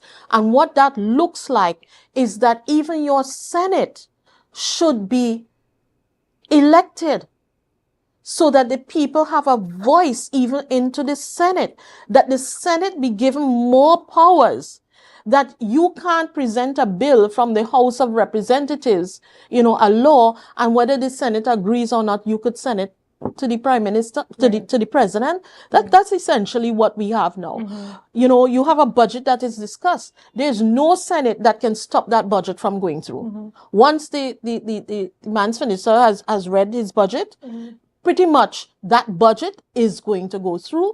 The Senate may talk, but they really don't have a voice. And you really want to give the people a voice through an elected Senate.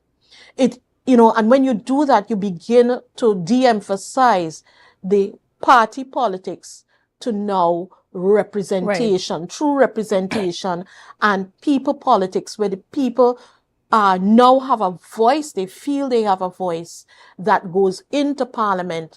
And it is not just, you know, at that level that they can do whatever they want, but the people have a say.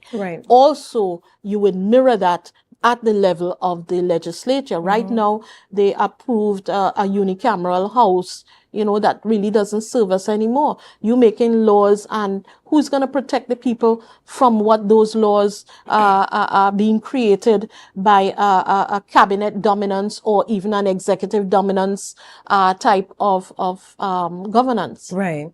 And as you mentioned, you know, in terms of the type of politics we experience here, what's your view? And I would share, you know, our independent senator, Dr. Remy, alluded to the idea when she presented in her contribution to the budget last month that you know, why does it seem as though this bill only comes into play just before an election? You know, she alluded to that point. What's your view on that? Yeah, but everybody knows that the bill is a political football.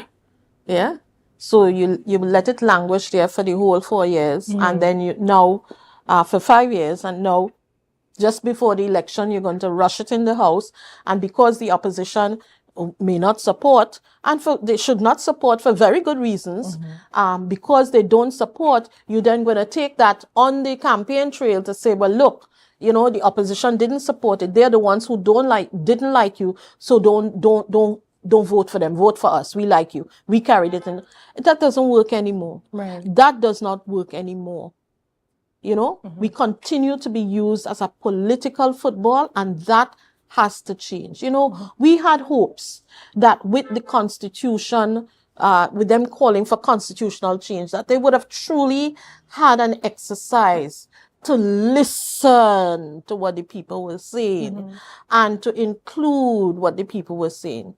That report that they had did not include even a lot of what Tobago was saying. I know Dr. Vanas James produced a report out of several meetings he had throughout communities. That was not even reflected in the report that went in. Right. And if they truly listened to what the communities in Tobago were saying, they may have had the solution they need for the level of governance that we now should be having in this country. Right. We have had the issue of local government reform. You still can't get proper local government reform in Trinidad, yet every election, you know, every local government election, you hear, oh, okay, local government reform, but nothing else comes to fruition. So it is a practice that we have seen where you dangle the carrot and you hope that people will be naive enough to say, okay, yes, I see it. That's what I want, and I didn't get it. So, you know, who I will vote for. Right. And we have to mature beyond that. And of course, when you look at the two bills, there are some similarities, there are differences. I think both bills talk about the 11 miles. One bill, I think the one in 2018, defines the space of Tobago more in a geographical, a physical sense, while the current one talks more about the people of Tobago. I know one of the issues of contention is the budget appropriation. So you have the 8% and a fiscal review commission in the bill presented, or what existed in 2018 with Mr. London. But I believe it called for an independent chairperson, for that chairperson to be selected by the president. And then you have 2 cabinet members, 2 THA members. But in this one that's being looked at now, and where the PNM is asking for this one to be supported, I think the Minister of Finance is the chairman. And then you look at the composition where the cabinet members would be 3-2 in terms of the THA members, if I have that right. But I know there was some concern about that. Do you think that one is the one in terms of the composition? So you have 8%, and then in this one, the minimum appropriation would be 6.8, which means it could be higher, right? So we're starting at 6.8, where currently the budget appropriation for Tobago, I think it starts at 4, and it goes to 4.03. Right, 4.03, right? And it goes to the maximum of 6.8, whereas in this one, it's saying 6.8% is the minimum. But I know there were some concerns in terms of that fiscal review committee and its composition. Is there any concerns about that? So we have 2 issues here. We have the appropriation of how much monies we should be getting, and we have the fiscal review committee. Right. If you set up the Senate as elected and as representatives, you know, with the necessary oversight, and the Senate being responsible for the development, distribution of resources across the country, you wouldn't even need a fiscal review committee that is run by cabinet, that you will have cabinet dominance over. You wouldn't need it. Okay? So we have that put aside. We're looking at equivalent between 6.9%, 8%. Do you know right now the government could give us 6.8% and 8%? Yes. Right now, the government could give us 6.9% without going to any act or without reforming the bills. The government could give us 6.9%. Ask, why is the government not giving us 6.9% right now? But anyway, we put that aside. Our view is that it is time we start treating Trinidad and Tobago as the country and not Tobago as the ward of Trinidad. And if we do that, then you begin looking, okay, the recurrent budget, we are saying, take our population size. Let's be fair. Right. The population size and work with that, which would bring us to about 4.5% for the recurrent budget that every citizen across the country will, across the country should receive, that towards public services, and day-to-day operations. You have that. Now you remember that in this budget, there's a concern that even though they got whatever they got, that there is a diminished development budget to go along with it. Right. So we are saying for the development budget, you need to work on a formula that treats with the population size, the geographic area, its potential for resource development, and you work with that. You have the Senate debate on that, and they're looking at the whole country because right now the country is in crisis. Right. We have a new U.S. president, and people are concerned that those oil deals that we have with Venezuela may very, very well not prove to be as fruitful as we want it to be. Right. So the country is in a crisis to diversify literally overnight. So you have a Senate looking at where are the best places that you can diversify? What can you do? Tobago is seriously lagging behind the development of Trinidad. How can we bring Tobago to be walking side by side? Right. And you may very well see an initial budget through that formula coming through of about 32 to 35% of the development budget to Tobago for development that would see a return on an investment to the country. Okay?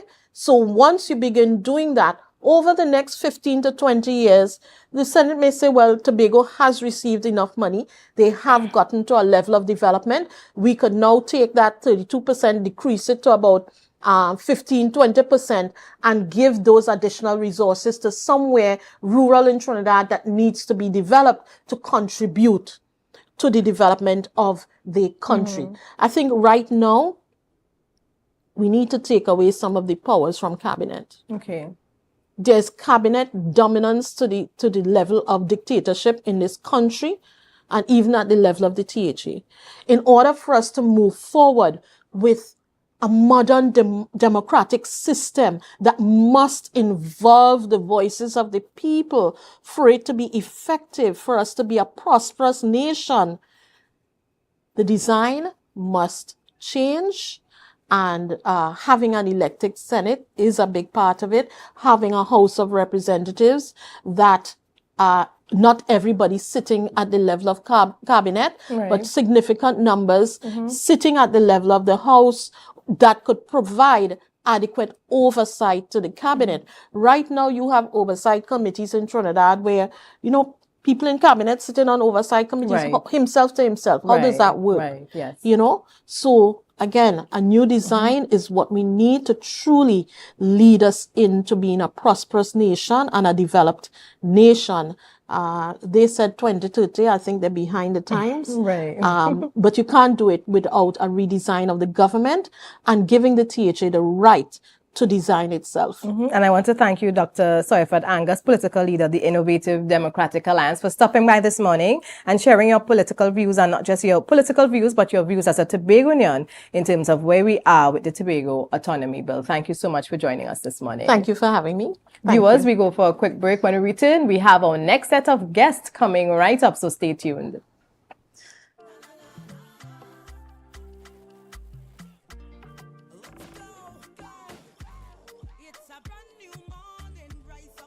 A brand new dawn and I step passion start to rise. The energy fill the skies. I say Standards Black Friday deal starts now with 35% off select television, 30% off select appliances, 25% off Christmas decor, 15% off select divans, 20% off select furniture, and you can shop in store and online. Standards Black Friday deal. Nobody beats us on price. Believe it.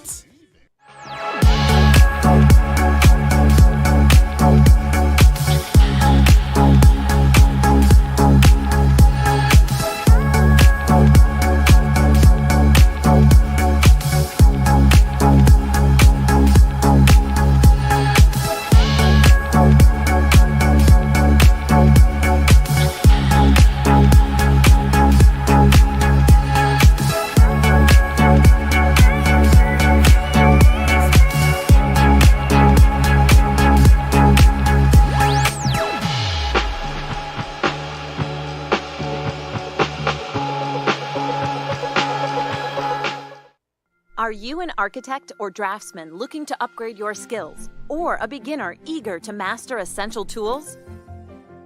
ReCAD Labs has the solution. Our Revit Architecture Fundamental Tobago course is designed to boost your skills and confidence. Running from October 6th to November 17th, this course includes a live session on November 17th for hands-on learning. Learn from experts in our virtual classroom and stay ahead in the world of architecture. Visit recadlabs.com to enroll now and follow us on social media for updates. When the game is on, you don't want to miss the best moments. With Amplia TV, you can enjoy our Ultimate Sports Package and watch your favorite games on the go. Stay connected and informed with sports news, scores, and stats with Amplia's fastest internet speeds. Up to 1 GB fiber internet, you can stream riveting football action, cricket, NBA games, and much more. With Amplia, it's game on. Visit amplia.co.tt or call 800-4663. Amplia. Do more, live more.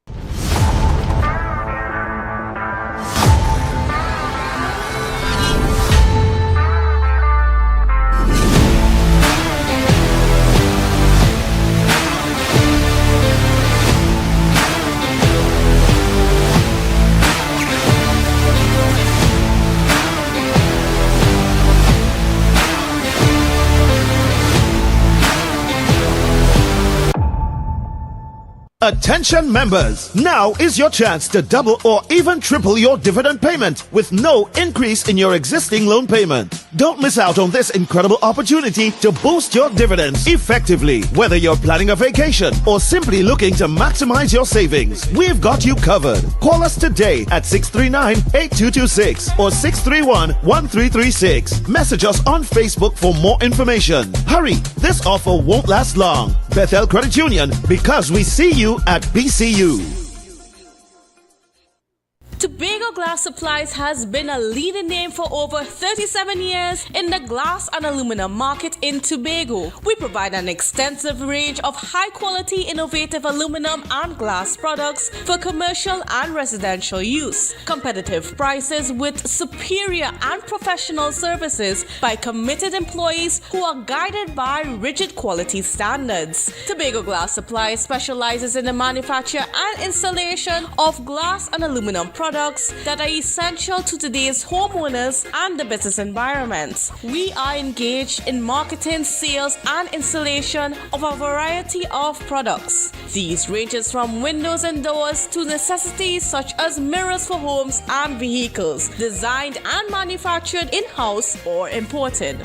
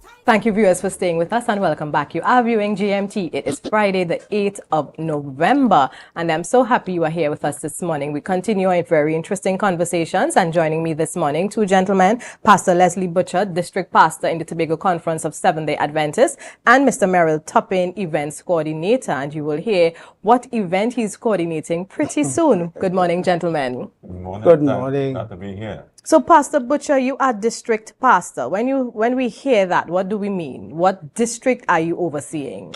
I'm the pastor for the Far East District of Tobago Conference of SDA. All right, that includes 5 churches: Roxborough, Speyside, Delaford, Louisdore, and Charlottesville. And we like to say the wise men came from the eastern Tobago, right? Yes, Beautiful part of the island. Yes. How long have you been the district pastor there? From January 1 to today. All right, so not that this long, year, of right? this year. Of this year, not that long. And how has been the experience so far? Wonderful, exciting. A lot of great achievements we have made for the year so far. Yes. Right. And of course, coming up is your 100 years celebration for the Roxborough congregation. Yes. So, Mr. Toppin, you are a member of the Roxborough congregation. Tell us what it feels like, before we get into more specifics, that your congregation is going to be celebrating 100 years of existence. Well, the folks are all overwhelmed. They're excited about this celebration. Because, you know, to celebrate 100 years is really a significant thing. True. Because after you study what God would have done for you over these years, you just can't help it. Getting up in the morning, that alone, you have to give God thanks and praise for that. Amen. You know, all these things, you know, you're alive. God has been doing so much for you over these years, but you just can't help but give God thanks and praise. And so we extend the invitation for others to be with us, to give thanks and praise. Well, I don't know who else they had to select for events coordinator, but just hearing the excitement from Mr. Toppin, I think the committee selected well. Pastor Butcher, so the 17th, I believe, that's Sunday, 17th November, the launch is taking place. So when I hear launch, it's telling me other things are to come. But let's look at the launch as you get ready to celebrate different activities, events, to bring us to that 100 years. Okay, so the launch is on the 17th. That's Sunday morning, 8 a.m. We are starting with a grand parade, or you could call it a march of celebration. All right, from Battery Trace Junction, we are starting at Bestie's Hope, somewhere right around that area there. Right. And we continue straight down to Lamy Road, and then we return around, and we come back and continue to celebrate even more. Right. And we stop at the Sid Gray Sporting Complex for a grand official launch ceremony. Okay, so when you say march or parade, what can people expect, and who can come and be a part of this, view this march? Well, we have sent out letters to the various churches in the community, all right? And anybody can come. Right, so it's not just for Seventh-day Adventists? No. Once you believe what we believe in terms of the values and so on, what we have been doing over the 100 years, come and celebrate and what has done. I think it's a milestone for the community itself. Of course, yes, it may be specific to the Seventh-day Adventist church, but the church belongs to a community. The members belong to a village. Yes. So it will really be something to celebrate. Can I interject here? Yes, sure. We would have invited folks, even folks who are not Seventh-day Adventists. Right. Persons who are not going to any kind of a church. Right. They would have been invited. So persons on the street, everybody has been invited to be there. Right. So regardless of what you may be affiliated with, everybody has to be there. We invite everybody to be there. It's going to be a grand occasion. Right. Folks will be coming out to celebrate with us. Yes. And we're going to have a grand time. And you mentioned the official launch, so there'll be an official program, but what else? Because you are setting up base at the Sid Gray Stadium car park. Yes. What can people and the community expect, after you get into that formal function? What's there for the rest of the afternoon? The day we will be there, we'll be starting off with an open air service. Right. Pastor Richard Frederick would be the one to present the message. Then we have other persons coming in to give greetings. And then during the course of the day, we have other activities like the load distribution, That's right. Yes, and everything is free. We have legal advice. We have Excellent. dentists will be coming in, so dental care. Right. Those who want a special prayer, there's a special prayer room. Okay. All right. Yes, special counseling. Too. Yes, and everything is free. I like that. So for this 100 years launch, you all are giving. Giving, You all are yes. giving. Yes. Yeah, giving. Excellent. And this question is for both of you gentlemen. In terms of the significance, or what inroads have you seen the Roxborough Seventh-day Adventist Church make in the community and its environs? How relevant is that congregation today? We are very relevant. Over the years, we have been, reaching out to the community through Bible studies, worship, health education, drugs abstinence, right? Youth empowerment, and the list goes on and on and on. So it's very, very significant that we continue in this vein to be a light in our community, to be a beacon of hope. Right. In our community. Let me just add to, Yes. I wasn't there, that was last year, but I understand even up to last year for the all year service, hundreds of food hampers were given out. Excellent. And this is something that they continue to do year by year. Yeah, this end of year program, it's massive every year. Right. Person just can't help, but they have to be there. Right. And as a matter of fact, during the September, October month, they will ask about the all year service. Right, Do we have any? Yes. Yes, we are having, and they look forward to that, and they always present themselves. Right. The church will be filled to capacity, running over, even onto the streets. Persons will be there under the tents. And so we are looking forward to this grand occasion coming up this year. It's going to be really, really big. And I can just pass that. Let me Yes, add, yes. as we will be actually in our 100th anniversary celebration from the 17th of November. Right. So you can imagine this end of year service will not be like the others before. Right, it will be extra special. We have a guest speaker all the way from St. Lucia's coming in. All right. All right. We'll be distributing 25 food hampers. Right. This will be our second distribution. We have 4 distributions throughout the course of the 8-month celebration that we have from November to June. Right, and as you mentioned, 8 months. When exactly is that 100-year? What date? So you have the launch. Yes. So when will you actually be that 100 years old?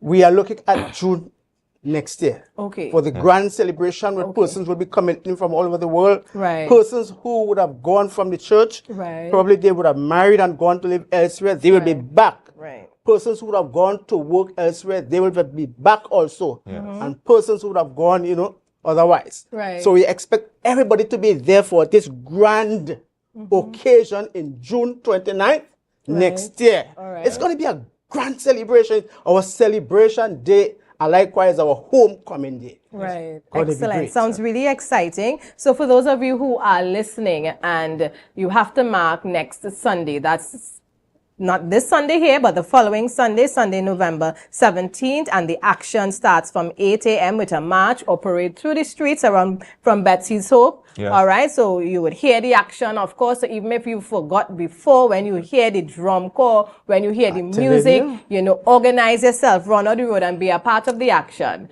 right? And of course, it continues for the entire day. So I'll allow you gentlemen just to appeal to the viewers, invite our viewers to be a part of this celebration, and we wish the congregation all the best and congratulations as you prepare to celebrate 100 years of existence on this island. So I want to appeal to all the viewers from Roxborough and wherever else you are in the world. You are from Roxborough. You are part of our celebration too, and we want you to be there in person. If you are now hearing about it, you have enough time to save towards your plane ticket to come in. All right, and it will be a grand day. This launch, we're expecting over 500 persons to be with us, and we are there for the entire day. As you know, everything is free. We are giving back to the community. We are thanking the churches around. We couldn't make the 100 years without the other churches who are in the community and what they would have done for the community. So please know this is your day, Roxborough, and we are happy to be able to let you know we are planning big for you. Be there. Don't wait to see it or hear about it via Facebook or some picture. Be there in person. and you will never regret what God has done for the Roxborough community. Yes, we want to send out a very special thank you to Sister Heather and her team, Diane and Gail and the others. Special thank you to them. They would have worked really, really hard to get this celebration, in the way. So we give God the praise and the glory. And we're looking forward for everybody joining us on that day, the 17th. All right, thank you, gentlemen. So you heard it right here on Tobago Updates Television, November 17th. That's next Sunday. Of course, we go to a quick break. When we return, we have one more guest in studio, and you will hear from her shortly. So stay tuned.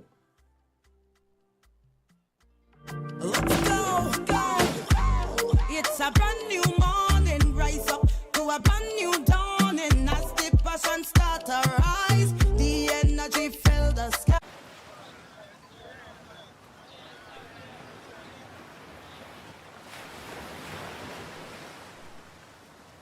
Black Friday starts now at Courts. Get new and amazing deals every week with the lowest prices on the hottest electronics, top-of-the-line appliances, and stylish furniture. No need to waste your time shopping around. Plus, you can shop now and pay us in February 2025. Black Friday starts now. Don't miss out. Courts, bringing value home.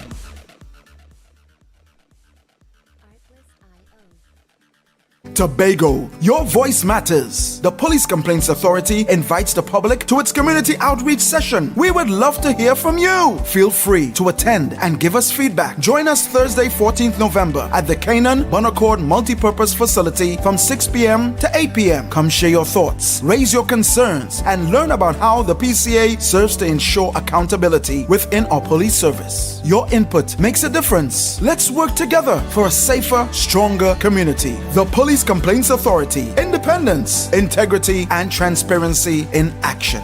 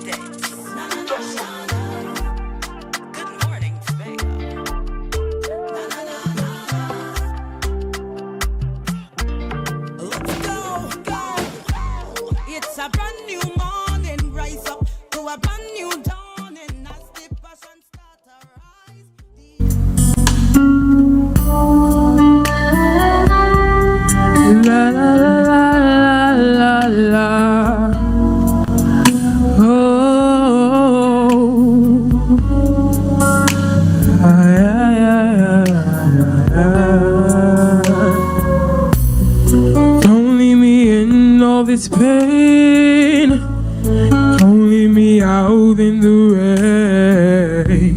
Come back and bring back my smile. Come and take these tears away. I need your arms to hold me now. Nights are so unkind.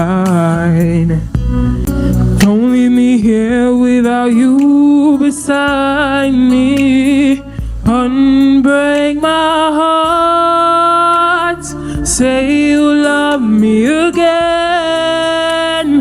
Undo this hurt you caused when you walked out the door and walked out of my life. Uncry these tears. I cried so many nights. Unbreak my heart, my heart.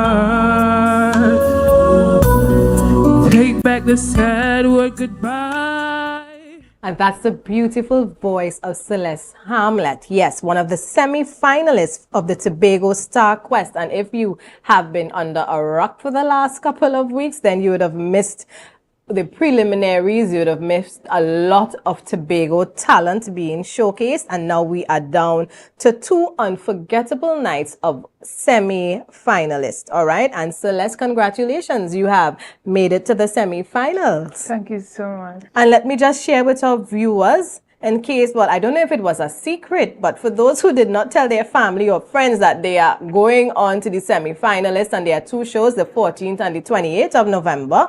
All right, let me share the news for you. So I'll call 19 of them. All right, Creed, Black, Celeste Hamlet. We're talking with Celeste this morning. Jovan Daniel, Janelle Winchester Moore, Khadijah O'Connor, Shania Joseph, Jeremy Stewart, Marissa Wade Robley, Sophia LeBon Downs, Raynell Rupnarine, Mawasi Cummings, Dancing Divas, Rhoda John, Tinashe. Did I get that right? I know that's a former classmate of yours, right? Tinashe Greenwich, Darren Thomas, Malik Latisse, Dynamic 3, and Jada George. So if you recognize those names, call them, congratulate them, and of course, be sure to go and support them on the evening that they are performing, or you can go to 2 nights. Nothing is wrong with that. All right. I think admission is only $50. We'll have that flyer up on screen. And of course, you can check social media to get more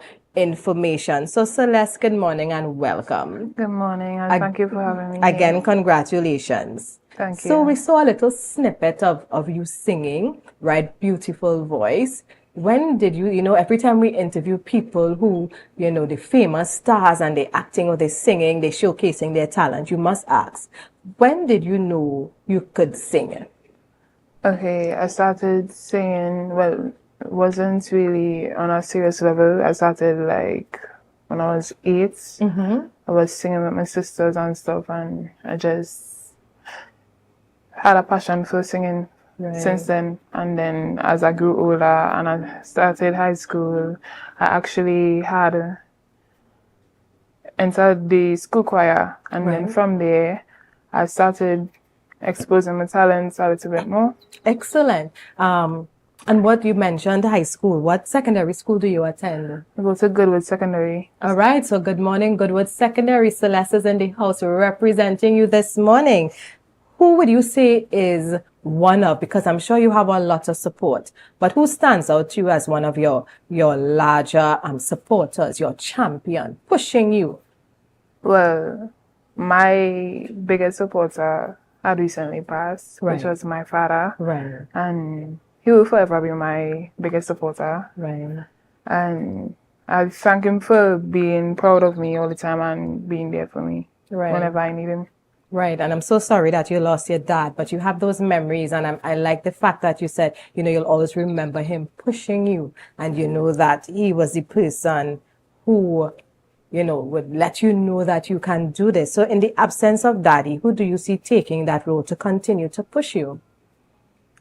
My mother, or my aunts. Right. Yeah. Yeah, it's so Very big important. supporters. And how do you feel that you have your family, supporting you? Because unfortunately, there are many young persons like you who may have a passion, a dream, and their family doesn't see it that way. But you have your family who's there. How does that make you feel? It's an amazing feeling to know that you have these people by your side and to support you every time you have the little opportunities to attend to, just to make an exposure in your career and these things. So it's great. Right. Excellent. And of course, you mentioned mommy, auntie. You could call their names, pick them up, let everybody know who Celeste mommy is, who Celeste auntie is. My mother's name is Anisha Tom, and my auntie's name is Listra Balfour. All right, so a special good morning to mommy and auntie, and thank you for being with Celeste and pushing her and supporting her. When she speaks about both of you and the support from the rest of the family, she just lights up. So I know she really appreciates it, and it's very genuine.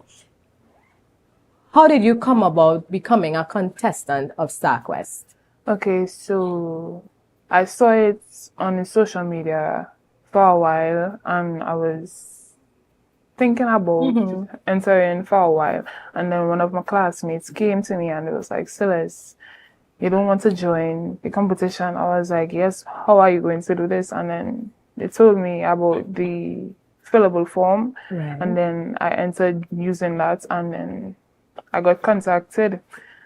And I was on the show. And it brings you up to today, right? Yeah. Getting ready for the semi-finalists. So there are 2 evenings, the 14th and the 28th of November, right? Both Thursday evenings. Which evening will you be performing? I'll be performing on the 14th. Right. So all of you who are going Goodwood, you have to come out, make your banners, get your posters, and come out and support Celeste, right? The teachers at Goodwood, you have one of your students. I don't know if any of the other semi-finalists are students, right? Yes. But yes. So you see, Goodwood is very well represented. So you have to come out and support these students. What was the experience like? You're accustomed singing. You're accustomed performing. What was it like when you had to go on stage in front of these judges who are giving you feedback right after you perform? Stepping onto the stage, there was a rush of nerves. So me standing there and just standing in front of all these people and knowing that these people in front of me are going to judge me. Right. I was very nervous. I was actually shaking, but I can't show it that much. Right. And then after a while, I grew into the nerves and I felt more confident. Right. And I started flowing with the music. Then after that, everything went okay. Right. Was this your first competition? No, I actually partake in music festival one time. Right. Good. But I guess the experience is quite different. You're very close to the judges here. You're seeing them, yes. As opposed to music festival where, yes, you do get feedback, but it's probably not in that small space, What are you looking forward to for the evening of Thursday, the 14th of November? Okay, I'm looking forward to a lot of support, success. Right. I really hope that I make it to the finals. It will be something really amazing to me. Right. So if I could push myself enough to make it to the finals, I would be happy, really happy, elated. Right. Where do you see this talent taking you? Is it something you just do like on the side? You make the time for it now, but is it something you think you will carry through your adult life? I think I may carry it through my adult life, but at the moment, it's not really something that I would say at this side. It's something like really, I'm passionate in singing. So anytime I sing, I feel comfortable and at peace. So I will sing very often. So it's something that I say is a big part of my life at the moment. Excellent. And what would you say to encourage maybe a little boy or girl who may come across this interview, who may be looking on with an adult at this time? and say, you know, she can sing and I could sing too, but I'm so scared to do it in front of people, or maybe even your peers who may just need that extra push? What advice would you give them? I would say go for it, because at the end of the day, this could bring you very far, and you may feel a certain type of way about it, but deep down, you could make it. And if you continue to push yourself and try as hard as you can, you will succeed. Excellent. So, again, we have 19 semi-finalists, 2 Thursday evenings, November 14th and November 28th, 7 p.m. at the Shore Park Complex. So I want you viewers to spread the news, plan to be there, come out and support local. All right. You never know who may go on to some big stage somewhere, have some large tour, and you could say, oh, I was there when he sang, or he did this, or she danced, etc. And you can tell you were part of the beginning story. And, you know, I will give you your own advice, Celeste, as you prepare for this. Just go for it. All right. Thank you so much for staying with us and helping us to learn a little bit about who Celeste is this morning. Thank you, viewers, for staying with us. It is Friday, and as I always say, the weekend has started for many of us here. Let's be safe and look out for each other. Thank you for staying with us and viewing GMT on Tobago Updates Television.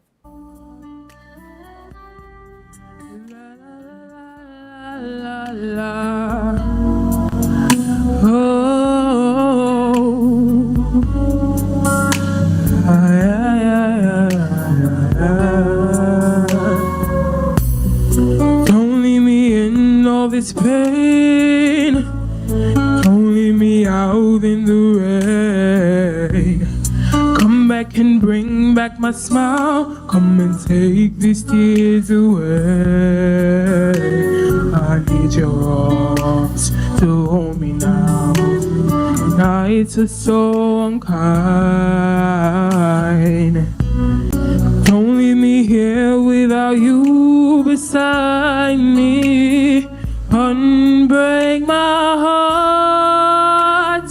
Say you love me again.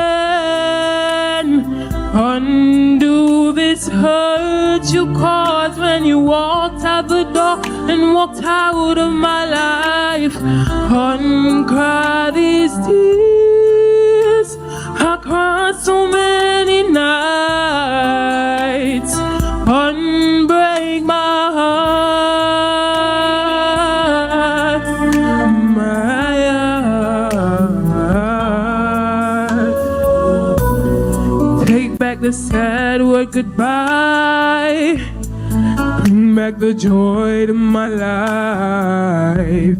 Don't leave me here with these tears. Come and kiss this pain away. I can't forget the day you left. Time is so unkind, and life's so cruel without you here beside me. Unbreak my